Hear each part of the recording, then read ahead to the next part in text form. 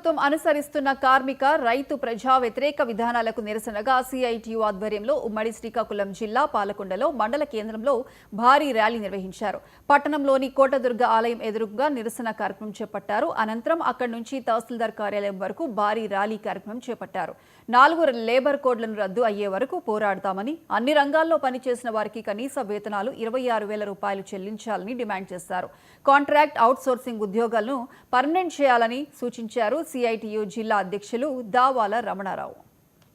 కార్మిక వర్గ హక్కుల్ని హరించే విధంగా కేంద్ర ప్రభుత్వం 4 లేబర్ కోడ్లు తీసుకొచ్చింది. దేశవ్యాప్తంగా ఈ రోజు సార్వత్రిక సమ్మె జయప్రదం జరిగింది. పాల్గొండ ప్రాంతంలో కూడా కార్మిక వర్గం ఇవాళ ర్యాలీలో పాల్గొని నిరసన కార్యక్రమంలో పాల్గొన్నారు.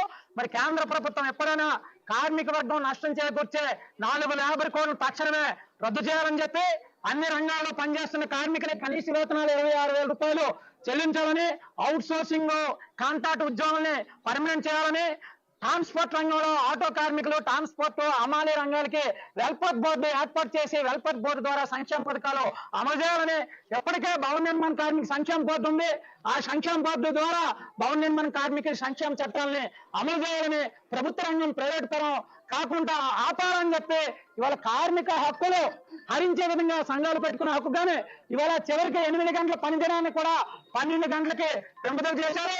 12 టీఆర్సీ విషయంగానే సిపిఎస్ విధానం, పాత పెన్షన్ అమలు చేయాలని, ఉద్యోగ కార్మిక రైతు విధానాలకి నిరసనగా ఇవాళ దేశవ్యాప్తంగా సమ్మె జరుగుతుంది. ఈ డిమాండ్ల మీద